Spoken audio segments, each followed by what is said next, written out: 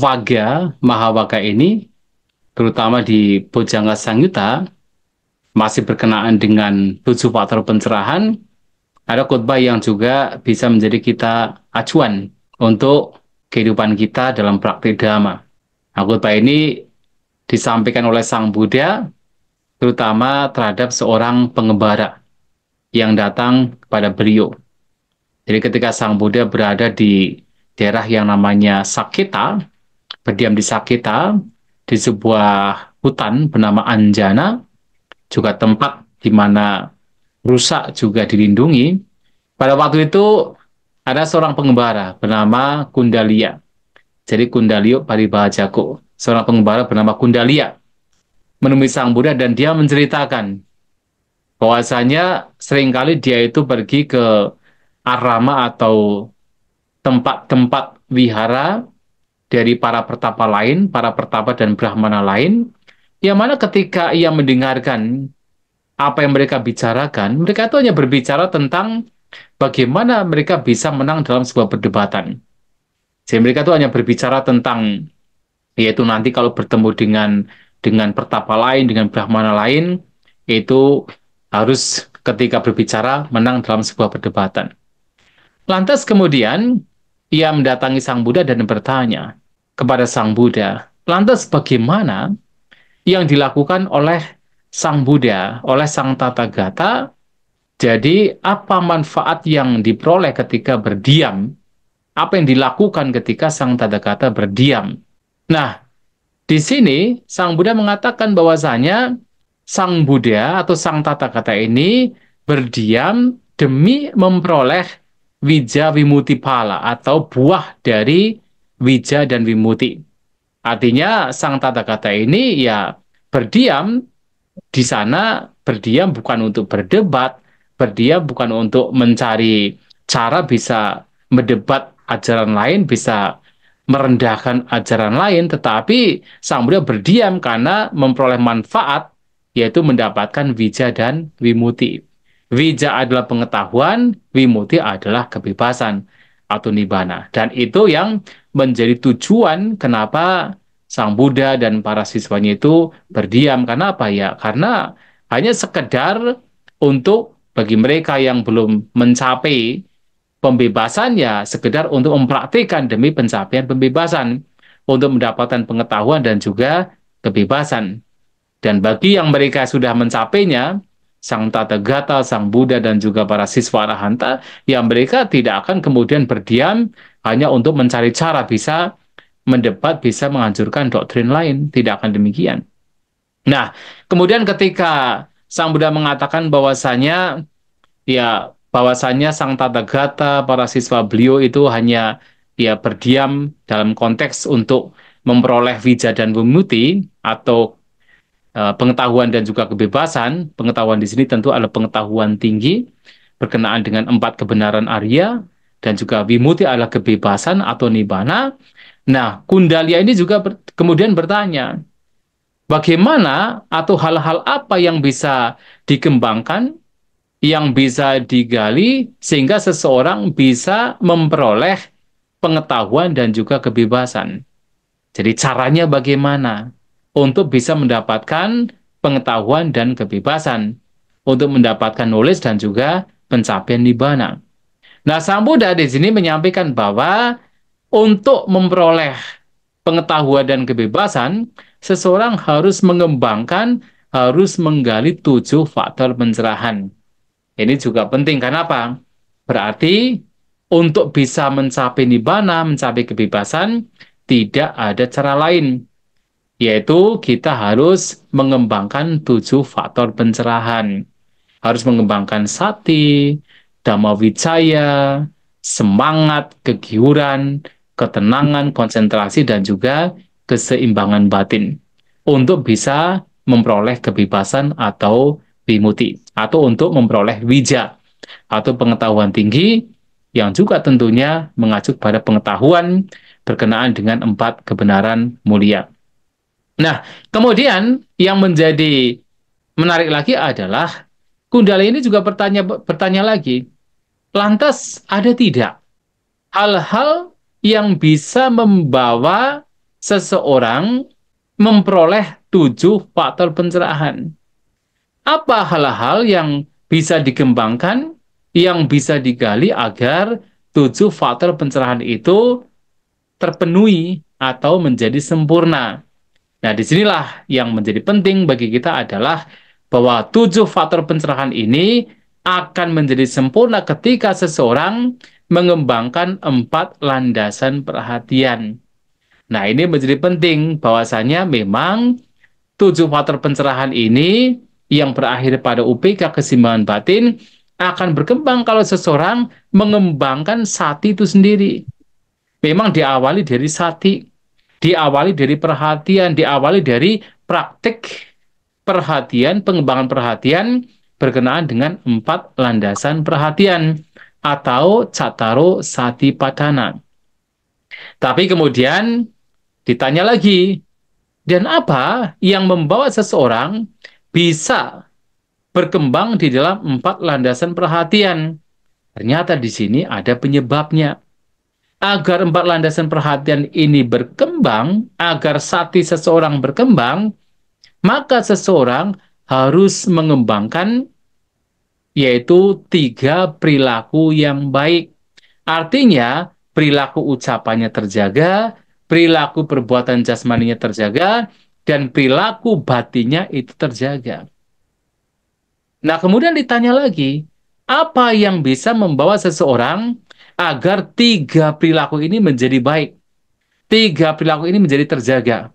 Agar ucapannya baik, perbuatan jasmaninya baik, agar cara berpikirnya itu baik, apa yang mesti dikembangkan? Nah, disinilah kemudian Sang Buddha menyampaikan, seseorang harus mengembangkan indriya sangwaru, atau pengendalian indriya. Yang dalam hal ini, pengendalian indriya tidak lain adalah seseorang tidak kemudian memunculkan keserakahan ketika melihat objek yang menyenangkan, dan juga tidak memunculkan kebencian ketika melihat objek yang tidak menyenangkan. Nah ini, jadi bagaimana seseorang mengendalikan indrianya, menjaga indrianya agar batinnya tetap seimbang. Ketika ada objek-objek yang menyenangkan, apakah itu berkenaan dengan mata, berkenaan dengan telinga, berkenaan dengan hidung, lidah, dan juga jasmani termasuk adalah objek dari pikiran. Ketika itu menyenangkan, jangan sampai kemudian di sana memunculkan raga, memunculkan yaitu nafsu ragawi, memunculkan keserakahan terhadap objek tersebut. Tapi batinnya tetap tenang, batinnya tetap seimbang, batinnya tetap tidak terseret oleh objek demikian. Dan demikian pula ketika batinnya, ketika ada objek-objek yang tidak menyenangkan, apakah itu berkenaan dengan yaitu bentuk atau suara atau rasa, sentuhan ataupun juga katakan pikiran itu sendiri, maka seseorang tidak kemudian di situ memunculkan ketidaksukaan, tidak memunculkan kebencian, batinnya tetap seimbang, batinnya tetap tidak terseret. Nah, itulah indriya sangwaru yang oleh Sang Buddha dikatakan sebagai hal yang mesti dikembangkan supaya ucapan seseorang menjadi terkendali, supaya perbuatan seseorang menjadi terkendali, supaya pikiran seseorang menjadi terkendali. Nah, ketika berbicara tentang 3 jenis perbuatan, dalam kitab ulasan itu disampaikan bahwa di situ mengacu pada 10 perbuatan yang baik, yaitu ketika berbicara perbuatan berkenaan dengan jasmani, maka itu adalah penghindaran pembunuhan, penghindaran pencurian, penghindaran tindakan asusila yang berhubungan dengan jasmani. Artinya ada 3 jenis perbuatan yang buruk yang dihindari, dan ketika seseorang menghindari, itu disebut sebagai perbuatan jasmani yang baik. Nah, orang bisa berbuat melalui jasmani dengan baik karena apa? Karena indera-inderanya itu terjaga. Karena indriya sangwaru. Jadi kalau tidak punya pengendalian indriya, tidak punya pengendalian berkenaan dengan mata, telinga, hidung, lidah, dan sebagainya, maka memungkinkan bagi seseorang untuk melakukan kejahatan. melalui perbuatan jasmani, yaitu mungkin membunuh, mungkin mencuri, mungkin melakukan tindakan asusila. Nah, kemudian perbuatan ucapan dalam kitab ulasan dijelaskan itu berkenaan dengan 4 jenis perbuatan yang muncul karena ucapan, yaitu berbohong, kemudian memfitnah atau memecah belah, kemudian berkata yang kasar. Yang keempat adalah berkata yang tidak ada manfaatnya, seperti gosip. Nah, 4 perbuatan yang buruk ini adalah perbuatan yang buruk, ucapan yang buruk. Tapi kemudian ketika seseorang menghindarinya, itu dikatakan sebagai perbuatan ucapan yang baik. Nah, kenapa orang bisa punya ucapan yang baik? Lagi-lagi karena indra-indranya itu terjaga dengan baik. Matanya terjaga, telinganya terjaga, hidungnya terjaga, lidahnya terjaga, perbuatan atau jasmaninya juga terjaga. Maka tidak mungkin kemudian dengan 6 indranya terjaga, seseorang akan mengucapkan kata-kata yang buruk, kata-kata yang bohong, kata-kata yang sifatnya memecah belah, ataupun kata-kata yang kasar atau tidak bermanfaat. Tidak mungkin. Nah, sementara yang disebut sebagai perbuatan mental pikiran yang baik itu adalah penghindaran dari tiga tiga hal, yaitu menghindari pikiran yang terseret oleh abija atau oleh keserakahan. Kedua, menghindari pikiran yang dikuasai oleh vyapada atau kebencian. Yang ketiga adalah menghindari pandangan-pandangan yang salah. Dengan kata lain, pikiran yang baik adalah pikiran yang memiliki pandangan yang benar. Nah, 3 ini ketika kemudian dilakukan, maka dikatakan sebagai pikiran yang baik. Dan lagi-lagi, ini bisa terjadi kalau orang memiliki indria sangwara, pengendalian indria. Nah, dengan adanya pengendalian indria, maka ucapan seseorang menjadi baik, perbuatan seseorang menjadi baik, dan juga pikiran seseorang menjadi baik. Dan ketika ucapan, perbuatan, pikiran seseorang menjadi baik, maka orang demikian akan mudah untuk memperhatikan, yaitu 4 landasan perhatian. Nah, kemudian di khotbah ini juga disampaikan, ketika seseorang mempraktikkan 4 landasan perhatian, yang itu adalah sati sambojangga, itu perhatian sebagai faktor pencerahan, seperti yang sudah dijelaskan sebelumnya, orang demikian, orang yang praktek pengembangan perhatian, orang demikian juga akan sempurna di dalam Dhamma Wijaya. Artinya orang yang punya sati, punya perhatian, dia pun juga akan memiliki pendidikan terhadap apa yang diperhatikan, pendidikan terhadap Dhamma. Dia akan paham mana yang baik, mana yang tidak baik, mana yang tercela, mana yang terpuji, mana yang gelap, mana yang terang. Dia akan tahu. Nah, ketika seseorang menyelidiki, punya pendidikan terhadap Dhamma, maka dia pun juga akan memiliki semangat. Dia tahu ini baik, ini buruk dengan Dhamma Wijaya, maka dia punya semangat untuk mengembangkan apa yang baik, melenyapkan apa yang buruk. Berusaha apa yang baik-baik yang belum muncul itu dimunculkan, dan apa-apa yang buruk yang belum muncul dicegah jangan sampai muncul. Dan ketika orang punya semangat demikian, semangat untuk mengembangkan yang baik, melenyapkan yang buruk, maka kemudian orang demikian akan memiliki kegiuran. Batinnya akan tergiur. Karena hanya dengan bentuk-bentuk pikiran yang baik, maka seseorang akan menjadi bahagia, menjadi tergiur. Dan orang yang batinnya bahagia, batinnya tergiur, maka memunculkan pasadi, memunculkan ketenangan. Ia menjadi tenang. Tenang baik secara jasmani maupun secara batinnya. Dengan kata lain, perasaannya menjadi tenang, persepsinya menjadi tenang, bentukan-bentukan pikiran yang muncul juga menjadi tenang. Dan dengan dampaknya kesadaran cita juga menjadi tenang. Dan kalau 4 gugusan ini tenang, ya fisik jasmani juga menjadi tenang. Nah, ketika seseorang memiliki ketenangan demikian, maka batinnya menjadi terkonsentrasi. Orang yang tenang, batinnya terkonsentrasi. Orang yang tenang karena batinnya tidak berpencar, batinnya tidak gelisah, batinnya tidak aktif, maka menjadi terkonsentrasi. Dan ketika batin seseorang terkonsentrasi, maka orang demikian juga membawa batinnya menjadi seimbang. Orang yang batinnya terkonsentrasi, dia bisa melihat secara dekat apa yang sedang terjadi sekarang. Sehingga dengan ia bisa melihat dengan dekat dengan batin yang terkonsentrasi, batinnya juga menjadi seimbang. Nah, sehingga disinilah bagaimana 7 faktor pencerahan ini berkembang. Dan berkembang diawali dari apa? Dari sati perhatian.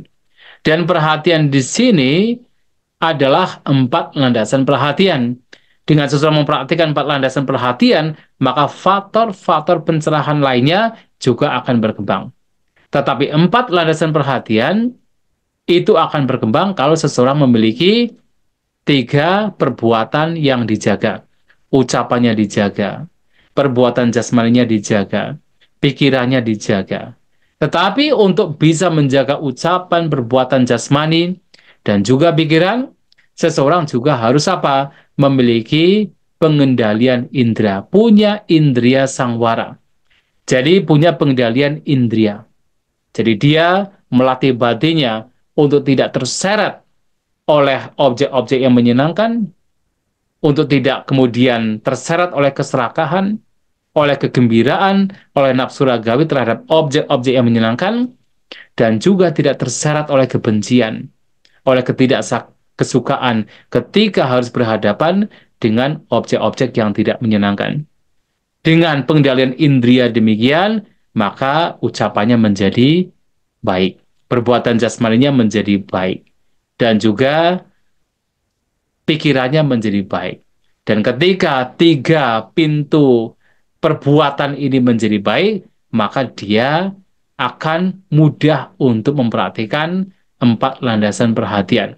Saktinya menjadi berkembang, perhatiannya menjadi berkembang. Dan ketika perhatiannya menjadi berkembang, maka faktor-faktor pencerahan lainnya itu akan menjadi berkembang. Dan ketika kemudian 7 faktor pencerahan ini berkembang, akan mengarah kemana? Tidak lain akan mengarah kepada wija wimuti, pengetahuan dan kebebasan. Pengetahuan berkenaan dengan 4 kebenaran mulia itu akan dipahami dengan baik. Apa itu duka? Apa sebabnya? Apa padamnya? Bagaimana padamnya? Dan bagaimana cara untuk melenyapkan duka itu sendiri? Itu akan muncul. Sehingga apa? Kebebasan atau nibbana akan terjadi.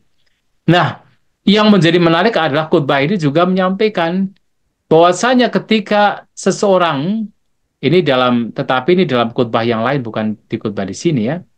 Nah, tetapi dalam khotbah lain ketika dikatakan seseorang mengembangkan 7 faktor pencerahan dengan baik, ketika seseorang mengembangkan 7 faktor pencerahan dengan sempurna, dikatakan ada 7 manfaat yang bisa diperoleh. Jadi ada 7 manfaat yang bisa diperoleh ketika seseorang mengembangkan faktor pencerahan dengan baik. Nah, manfaat yang pertama adalah seseorang bisa mencapai kesucian arahanta di sini dan sekarang, dalam kehidupan sekarang. Maka 7 faktor pencerahan ini membawa 7 manfaat di mana seseorang yang pertama bisa mencapai kesucian arahanta di sini dan sekarang, dalam kehidupan sekarang. Nah, tetapi yang kedua, kalau kemudian tidak membawa seseorang untuk mencapai kesucian arahanta di sini dan sekarang, maka ia bisa mencapai kesucian arahanta di saat ajal tiba. Pada saat kematian tiba, itu seseorang bisa mencapai kesucian arahanta. Contohnya siapa? Bante Chana yang tadi sudah diceritakan. Kemudian Bante Wakali yang sudah diceritakan. Di saat menjelang ajal, marana kali, menjelang ajal, itu seseorang bisa mencapai kesucian arahanta. Artinya seperti Bante Chana, Bante Wakali yang melakukan bunuh diri itu memang sudah berkembang sekali di dalam 7 faktor pencerahan. Sehingga mereka tidak mencapai kesucian arahanta, tetapi pada saat katakan hidup secara normal, tetapi ketika menjelang kematian mencapai kesucian arahanta. Nah, kemudian ketika seseorang tidak mencapai kesucian arahanta di saat menjelang kematian, nah dia bisa melenyapkan 5 belenggu bawah, yaitu pancanang, orang bagianang, sangyojananang. Menghancurkan 5 belenggu bawah yang sudah saya sampaikan ya di dalam ya pembahasan suta ini. Yaitu apa? Seseorang menghancurkan wicikicak, keraguan-raguan, menghancurkan sakaya didi pandangan tentang adanya diri, menghancurkan sila bata para masa kelekatan terhadap aturan ritual upacara sebagai jalan yang membawa kepada kebebasan. Kemudian menghancurkan kamaraga, nafsu ragawi berkenaan dengan kesenangan indrawi, dan juga menghancurkan padiga, yaitu kebencian, kemarahan, kejengkelan. Itu dihancurkan. Dia akan menghancurkan 5 belenggu bawah ini yang dengan kata lain dia akan mencapai anagami. Dan yang menarik lagi adalah setelah menghancurkan 5 belenggu ini, ia akan mencapai parinibbana atau mencapai kesucian arahanta di namanya itu antara parinibai atau di kondisi interval. Nah, yang dimaksud dengan kondisi interval adalah begini.